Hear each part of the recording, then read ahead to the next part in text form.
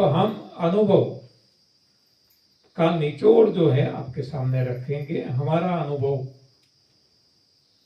31 साल से है और आगे आगे भी जब तक हम जिंदा रहेंगे ये अनुभव, इसमें कुछ एक एक कदम आगे बढ़कर प्रभु के करीब जाने की हम कोशिश करेंगे। तो एनडीएस क्या है, ये अब हम कह सकते हैं कि वो डाइट सिस्टम तो है, और ये डाइट इससे सबसे पहले शरीर रूपी साधन जो है हमारा रोग ग्रसित हो गया है, ये ठीक हो सकता है। रोग भाग सकते हैं, जा सकते हैं, निरोग हो सकते हैं। ऐसे लोगों के अनुभव है, हमारे खुद के भी हैं, परिवार के भी हैं, और आप करेंगे तो आपके भी होंगे। करना पड़ेगा, ये कोई कथा नहीं है, वार्ता नहीं है कि जो सुन लिया और भूल गए या तो कंठस्थ कर लिया। हाँ, हम देखते हैं बहुत बड़े बड़े पंडित ज्ञानी है, कई सारे ग्रंथ कंठस्थ है, एक नहीं अनेक, लेकिन कितने बीमार है। और जब शरीर साथ नहीं देता तो भक्ति भी कैसे हो सकती, ध्यान भी कैसे लग सकता। तो सबसे पहले जरूरी है इस देह को, इस तन को, इस काया को निरोगी बनाना। इसी हिसाब से बताया गया है, पहला सुख निरोगी काया। तो हम एनडीएस के द्वारा, एनडीएस से शुरू करके, एनडीएस प्रवेश द्वार है प्रभु प्राप्ति का। जैसे मैं इंजीनियर बना, कोई आर्ट्स ग्रेजुएट, कोई साइंस ग्रेजुएट, डबल ग्रेजुएट, किसी ने पीएचडी किया, लेकिन उनका एंट्री कौन सा था, फर्स्ट स्टैंडर्ड। सभी के लिए फर्स्ट स्टैंडर्ड जरूरी है, ये प्राथमिक शिक्षा है। तो एनडीएस प्राथमिक शिक्षा है, आगे चलकर secondary, higher secondary, college, PhD, ये सब कुछ हो सकता है। तो सबसे प्राथमिकता हम देंगे हमारे देह को, हमारी काया को हम स्वस्थ करें और स्वस्थ रखें। आगे आगे इंद्रिया, मन, बुद्धि, चित्त, आत्मा, इसको स्वस्थ करते करते प्रभु प्राप्ति तक पहुंचे। यानी कि एनडीएस का गोल है दर्द रहित, दुख रहित, रोग रहित, दवाई रहित दुनिया से लेकर, ये अंतिम गोल नहीं है, यहां से शुरुआत है प्रभु प्राप्ति तक। तो हम जितना समय हमारे पास है प्रयास करेंगे जो हमें मिला है आपको बताने का। हम कोई उपदेशक नहीं है,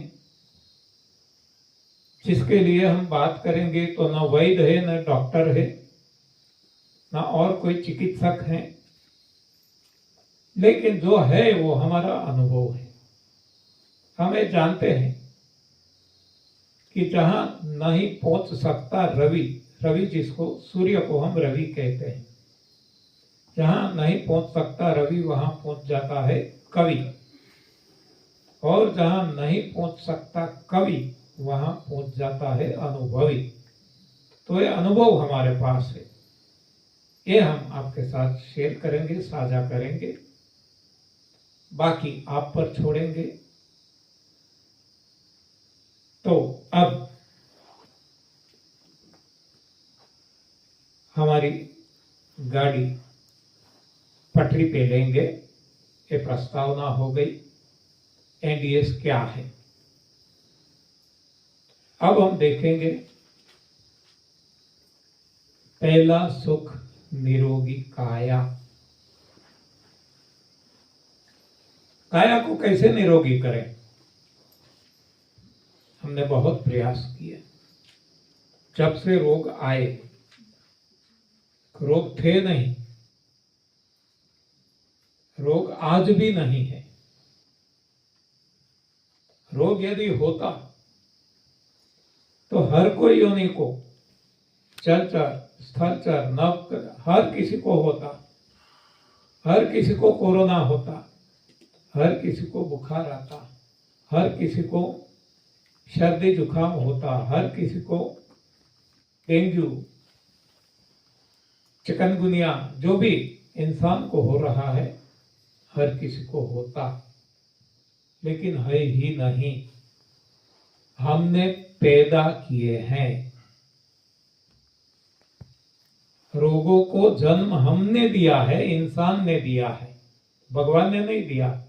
भगवान ने दिया होता तो हर किसी को देता, क्योंकि सबका मालिक एक है। तो रोगों को जन्म देने वाले हम खुद हैं। भगवान ने श्रीमद् भगवद गीता में बताया है अर्जुन को कि है अर्जुन, तू ही तेरा मित्र है, तू ही तेरा शत्रु है। तो अर्जुन उस वक्त कुरुक्षेत्र के रण मैदान में पांडव पुत्र अर्जुन था। लेकिन वो अर्जुन आज हम हैं। हर कोई, स्त्री हो पुरुष हो, कोई भी जेंडर के हो, अर्जुन का अर्थ है अर्जित करने वाला, जो कुछ जानना चाहता है। रोगों को कैसे हटाए, क्या करें, तो हम अर्जुन हैं। तो अर्जुन को भगवान कहते हैं कि तेरा मित्र भी तू है, तेरा शत्रु भी तू है। देखो कितना स्पष्ट। निरोग भी तू रह सकता है, रोगिश भी तू रह सकता है। तेरे हाथ में, तेरे बस में है, और किसके पास कुछ भी नहीं है। तो निरोग कैसे रहें, शास्त्रों में बताया है। कोई भी शास्त्र ले लो, आप उठा लो, धार्मिक शास्त्र, गॉड गिवन साइंस, नहीं कि भौतिक शास्त्र, नहीं कि रसायन शास्त्र, नहीं कि शरीर शास्त्र। इसमें जो कुछ बताया गया है गलत दिशा का ज्ञान है। सही ज्ञान भगवान ने दिया है। दिव्य वाणी जितने शास्त्र है तो इन सभी में है। तो इसके आधार से हम आगे बढ़ेंगे और शरीर को कैसे हम निरोग बना सकते हैं, रख सकते हैं। नितांत निरोग कैसे रह सकते हैं, रोग हो गए इसको कैसे हटा सकते हैं, और बाद में निरोग कैसे रह सकते हैं। एक, और दूसरा, आने वाली पीढ़ी, इसके जीवन में कोई रोग आए ही नहीं, जैसे और कोई प्राणी के जीवन में रोग नहीं है, ऐसे एक प्राणी हम भी है। हम भी कैसे निरोग रह सकते हैं, इसकी चर्चा पहले करेंगे। निरोग हो जाने के बाद अब आध्यात्मिक उन्नत होकर प्रभु प्राप्ति तक कैसे पहुंचे, ये भी शास्त्रों में बताया गया है। तो शास्त्र के आधार से हम, हमारी समझ में जो आया है वो आपके सामने रखेंगे। देखो, मैं शास्त्रज्ञ भी नहीं हूं, मुझे पढ़ने में कोई रुचि नहीं है, ना कोई पेपर पढ़ता हूं, ना कोई किताबें पढ़ता हूं, ना कोई धर्मशास्त्र भी मैंने पढ़े हैं, ना कोई टीवी देखता हूं, ना कोई सीरियल, ना पिक्चर्स। ऐसा कोई शौक मुझे नहीं है, पहले से, बचपन से ही, आज भी नहीं है। मतलब कि जिसको हम ज्ञान कहे, तोता ज्ञान, किताबों का ज्ञान मेरे पास नहीं है। मेरे पास जो है, मैंने आपको बताया, अनुभव है, खुद का और करोड़ों लोगों का। इसके आधार से और थोड़ा कुछ जो आधार मुझे मिला, बाद में मिला, पहले नहीं मिला। पहले अनुभव हुआ, बाद में सारे आधार मिले। तो ये आधार दो हम लेके चलेंगे। एक है श्रीमद् भगवद गीता, दूसरा है रामचरितमानस। बाकी मैंने बताया, कुरान में भी है, बाइबल में भी है, गुरु ग्रंथ साहिब में भी है, तालमुड तोरा में, हर कोई भी इंसान के ग्रंथ ले सकते हैं। लेकिन मेरा अभ्यास नहीं है, नहीं तो हर किसी का मैं आपको बता सकता, और बताने की भी मेरे हिसाब से तो जरूरत नहीं है। हाँ, ये भी श्रीमद् भागवत गीता में बताया है। अर्जुन के सारे सवालों के जवाब भगवान ने दिए। 700 श्लोक बन गए, 18 अध्याय। लेकिन अंत में भगवान क्या कहते हैं कि हे अर्जुन, जानने से तुझे क्या फायदा, छोड़ सारे धर्मों को, माम के शरणम व्रज, मेरी शरण ले ले, बस तुझे कुछ भी जानने की, कुछ भी करने की जरूरत नहीं है, सब कुछ मैं संभाल लूंगा। तो ये बात है, कुछ भी जानने की जरूरत नहीं है, कुछ भी, केवल और केवल प्रभु की शरण में जाना है। लेकिन हम भटके हुए मुसाफिर हैं। प्रभु की शरण में हम कैसे जाएंगे? हाँ, हम तो दागी है। लागा चुनरी में दाग, छुपाऊं कैसे, लागा चुनरी में दाग, छुपाऊं कैसे, घर जाऊं कैसे, लागा। तो हमारा घर क्या है? प्रभु। ऐसे दागी बन के हम कैसे जाएंगे? वो कैसे हमें एक्सेप्ट करेंगे? हाँ, जाने का वो तो शायद एक्सेप्ट करेंगे, वो तो दरियाव दिल है, लेकिन हम जाने की हिम्मत नहीं कर सकते। तो ये दाग को मिटाना होगा। हाँ, तो ये दाग को मिटाने के लिए जानना जरूरी है। देखो, भगवान कहते जानने की कोई आवश्यकता नहीं है, लेकिन ये भी कब बताया? सब कुछ अंत में बताया। पहले सारे सवालों का जवाब दिया, क्योंकि जो अर्जुन है वो भ्रमित था। अर्जुन है इल्यूशन में, डिल्यूशन में फंसा हुआ एक जीव था, भ्रांति में भटकता हुआ एक जीव था। तो भ्रांतियों को तोड़ने के लिए भगवान ने सारे सवालों के जवाब दिए हैं। तो हमारा जो एनडीएस है वो और कुछ भी नहीं है। मेरे हिसाब से वो भ्रांतियों को तोड़ने की एक बात है। तो यहां हम भ्रांति को तोड़ेंगे तो भ्रांति टूट जाएगी, पर्दा हट जाएगा, तब हमें सही समझ में आएगा। भ्रांति हम किसको कहते हैं? जो है कुछ और दिखता है और कुछ। किसको कहा जाता है कि जो है कुछ का कुछ और दिखता है कुछ का कुछ। तो कुछ का कुछ मतलब है कुछ और दिखता है इससे अलावा कुछ और। जैसे एग्जाम्पल से हमें पता चलेगा, जो डियर है, मृग मृग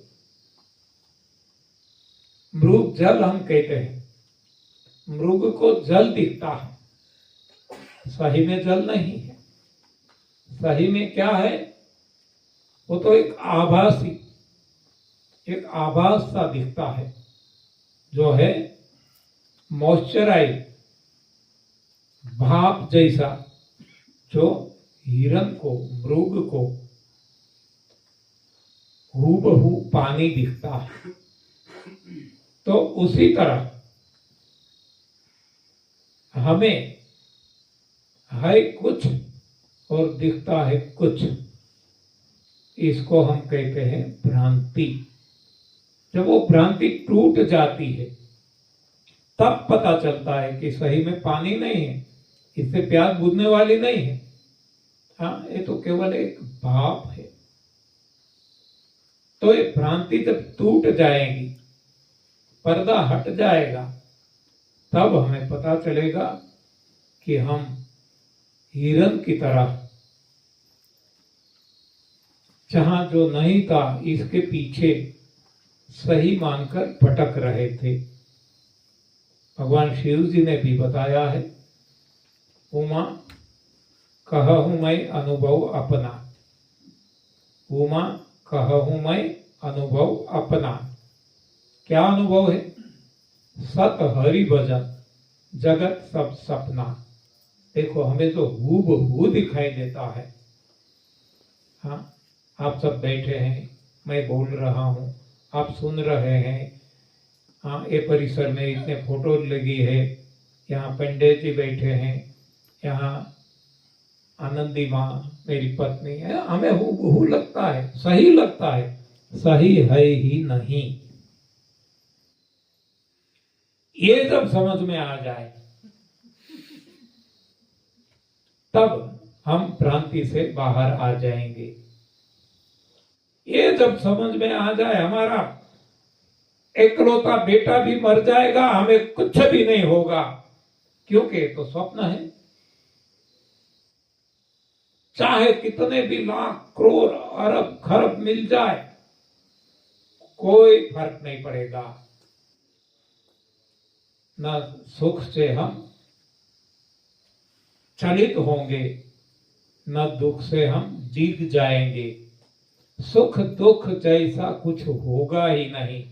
अब तो निजानंद, सहजानंद, मुक्तानंद, अखंडानंद, प्रेमानंद, हाँ, ये स्थिति आ जाएगी।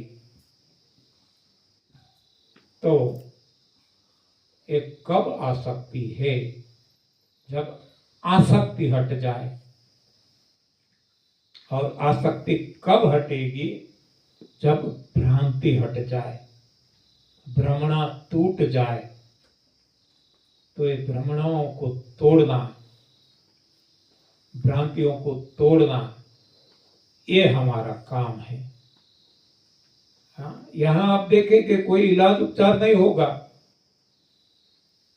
ना कोई दवाइयां दी जाएगी, नहीं आपके कोई रिपोर्ट देखे जाएंगे, ना आंख देखी जाएगी, ना आपकी कोई पल्स देखी जाएगी। हाँ, यहां कोई निदान नहीं किया जाएगा। यहां भ्रमणा को तोड़ना है कि हम कहां भ्रमित हो गए, हमसे कौन सी गलती हो गई। जब ये समझ में आ जाएगा, अपने आप सब कुछ ठीक हो जाएगा। हमें कुछ भी करना नहीं पड़ेगा। जब तक हम करते रहेंगे, सुख और दुख आते जाते रहेंगे। जब हमारा करना बंद हो जाएगा, अब निजानंद, सहजानंद, मुक्तानंद, अखंडानंद, प्रेमानंद, अब करने वाला दूसरा कोई रहेगा, ये स्थिति हमें हासिल करना है। और ये होगी, जिसको हम कहते हैं don't do anything, let it happen, whatsoever happens, जो भी होता है होने दीजिए, हमारी ओर से हम कुछ भी न करें। ये गीता ज्ञान है, भगवान ने अर्जुन को बताया है कि कर्म में तेरा कोई अधिकार नहीं, हाँ, कर्म फल में तेरा कोई अधिकार नहीं, कर्म में तेरा अधिकार, कर्म तू करते जा। तो यहाँ कर्म करने के लिए बताया है, लेकिन कैसा?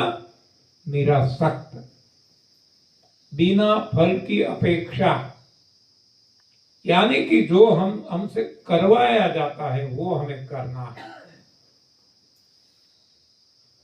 बिना किए जीवन ही नहीं है। हम कहते हैं डोंट डू एनीथिंग, मतलब हम हमारी ओर से कुछ ना करें, लेकिन वो सब कुछ करें जो हमसे करवाया जाए, जैसे अन्य प्राणी करते हैं। तो एक गीता सार है। जैसे कठपुतली, आप सब जानते होंगे, कठपुतली का खेल, काष्ठ से, लकड़ी से बनाई हुई पुतली खुद कुछ नहीं करती, पर्दे के पीछे बैठा, हाँ, धागे से, अंगुलियों से जो वो नाच नचवाते हैं, उसी तरह सारी कठपुतलियां नाचती है। हम सब कठपुतली हैं। ये जब समझ में आ जाए तब हमारी भ्रांति टूट जाएगी। लेकिन जब तक हम मानेंगे कि नहीं, मैं ये हूं, मैं इसका बेटा हूं, मैं ये हूं, मैं वो हूं, हाँ, तब तक हम भ्रमित हैं, तब तक हम दुखी रहेंगे, सुख दुख आते जाते रहेंगे, और आनंद की प्राप्ति कभी नहीं होगी। हमें चाहिए सही में आनंद, जो न कभी आता है न जाता है, अचल रहता है, आत्मा की तरह, परमात्मा की तरह, वो आनंद है। तो वहां तक पहुंचने के पहले हमें भ्रांतियों को दूर करना है, और ये भ्रांति सबसे पहले हम शरीर के स्तर पे करेंगे, काया के स्तर पे। पहला सुख निरोगी काया। तो काया को कैसे ठीक करें? काया आज हर किसी की, चाहे कोई भी चिकित्सक हो, चाहे वो वैद्य हो, एक प्रेशरिस्ट हो, एक पंचरिस्ट हो, वास्तुशास्त्री हो, कोई भी ले लो, जिसकी भ्रमणा नहीं हटी है, ऐसे कोई भी वैद्य हो, कोई भी डॉक्टर हो, हर कोई बीमार है। कोई भी धर्माचार्य है, कोई भी योगाचार्य है, जिसकी भ्रमणा नहीं हटी है, जो भ्रमित है, वो रोगी है और दुखी है। और जैसे भ्रमणा हट गई, रोग हट जाएंगे, दुख हट जाएंगे, चाहे वो अनपढ़ भी हो, चाहे पढ़ा लिखा हो, चाहे कोई भी हो। तो पढ़ाई से कोई लेना देना ही नहीं है।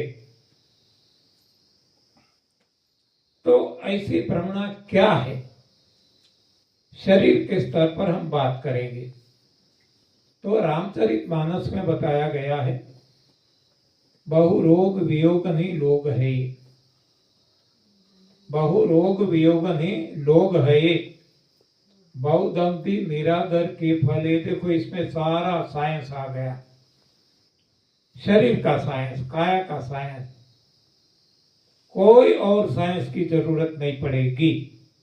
केवल एक चौपाई में, बहु रोग वियोगनि लोग है, बहुदंती निरादर के फल ए। बहुदंती यानी भगवान, उनका निरादर जो करते हैं, उनके फल स्वरूप रोग और वियोग के दुख मिलते हैं। कितना सरल। जो कोई भगवान के नियमों को तोड़ेंगे, उनको शारीरिक, ऐन्द्रिक, मानसिक, बौद्धिक, चैतिक, आत्मिक हर कोई स्तर पे वो रोगिश रहेगा, दुखी रहेगा। तो ये श्री रामचरितमानस का है। गीता जी का एक साथ में ले लेते हैं, बाद में बात करेंगे। श्रीमद् भगवद गीता में बताया गया है रोगों का कारण। अध्याय 17 श्लोक 9 और 10, तामसी जनों और राजसी जनों को प्रिय ऐसा भोजन खाने वाले को रोग होते हैं। केवल रोग नहीं, आगे बहुत सारे दुख भी होते हैं। तो ये चर्चा हम आगे करते जाएंगे। धन्यवाद, आभार, प्रणाम।